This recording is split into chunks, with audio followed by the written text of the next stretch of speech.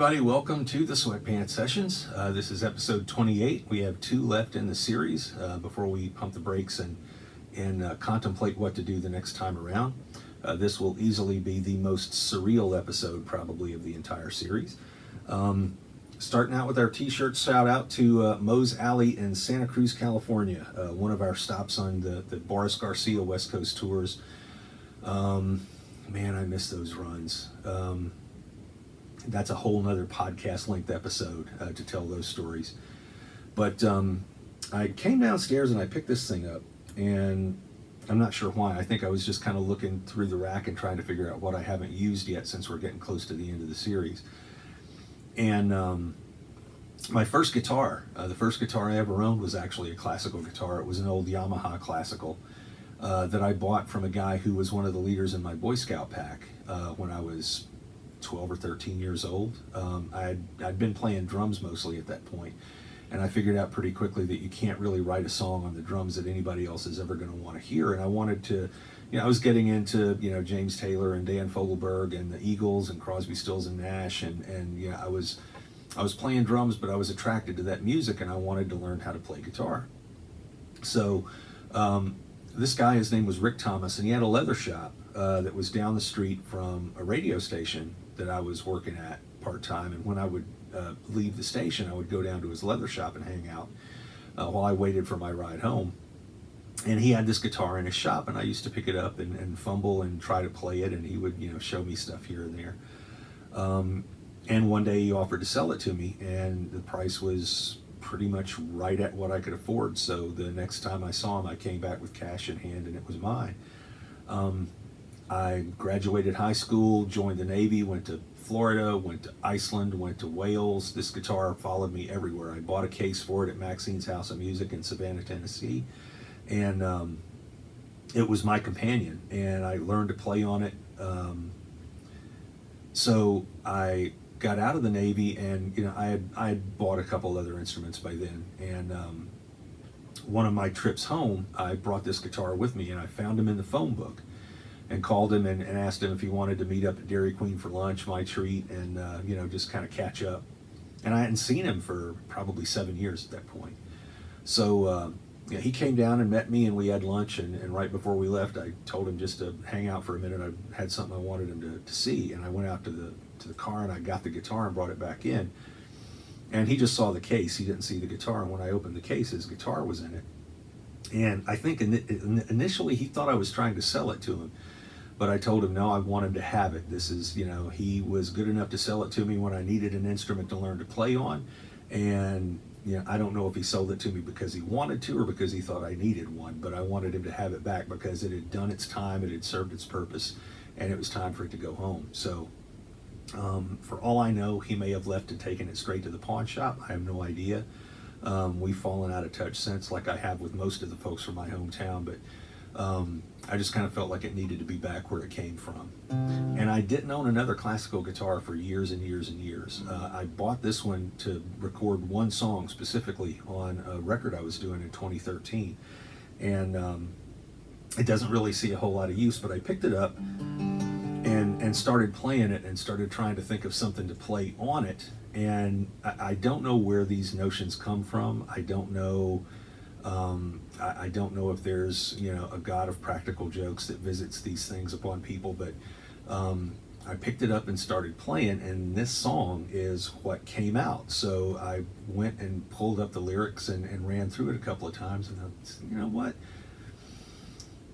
This is going to be weird, but I'm going to do it. So in that spirit, this is going to be weird, but I'm going to do it. And it's going to sound like, Canadian progressive rock filtered through the Queensryche filter with, with Jim Croce singing out front instead of Geddy Lee, I guess. I don't know. But here goes. Let's see what happens.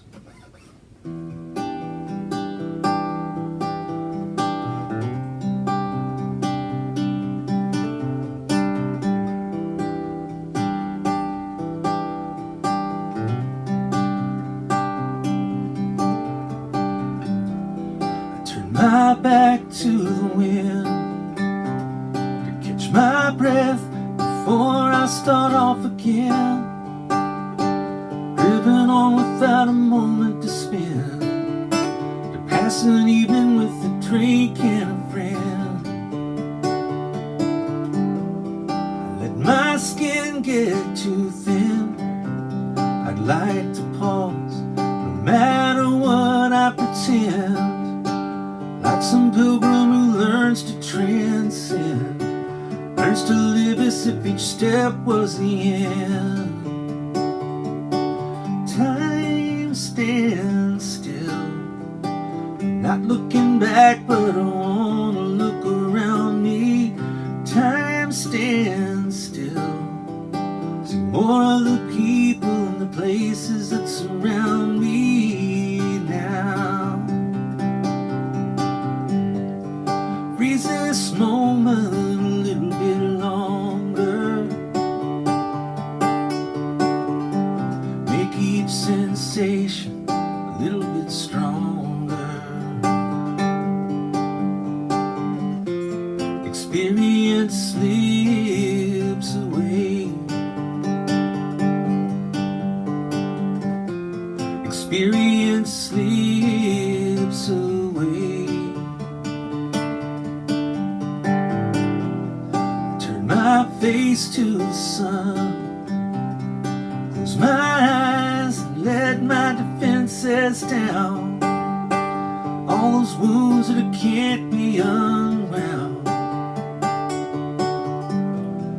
Let my past go too fast, no time to pause. If I could slow it all down, like some captain whose ship runs aground, I could wait until the tide comes around. Time stands still, I'm not looking back, but I wanna look around me.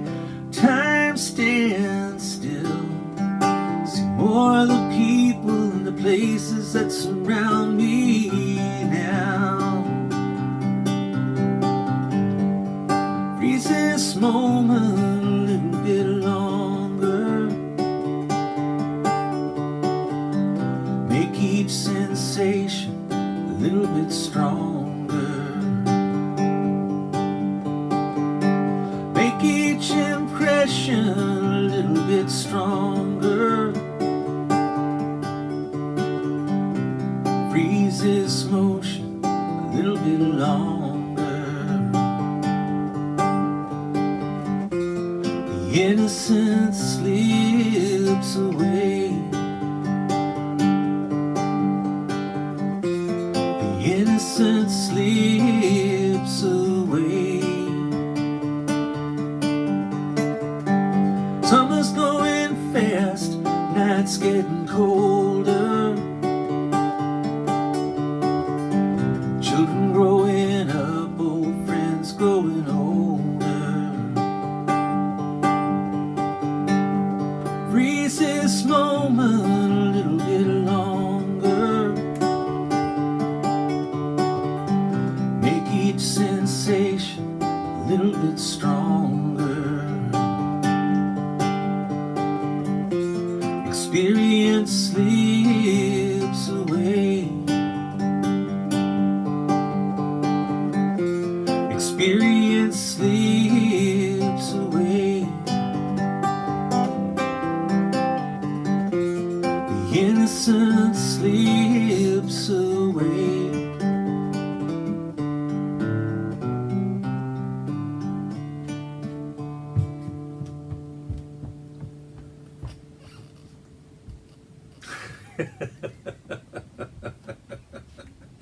Well, I can't wait for the comments on that one. As I mentioned, I started out on drums, and I got real bored real quick with Bob Seger songs and that sort of thing. And I was attracted to some of the heavier bands when I was a teenager, and I don't know why Rush ended up being as important to me in my mid to late teens as they did, but yeah, they were a pretty big blotch, on my Rorschach test for a long time. And they did it right. You know, they kept a hardcore following right up until the end, until they quit on their terms. And you know, it's interesting that this episode is following a Tom Petty episode, because it's still hard for me to think of Tom or Neil as being gone. It's you know, they seem to have cheated death in my mind somehow, both of them, because it doesn't feel like they're absent from this plane. So R.I.P. Tom, R.I.P. Neil, and we'll see you guys for the next episode next time. All right, y'all be good.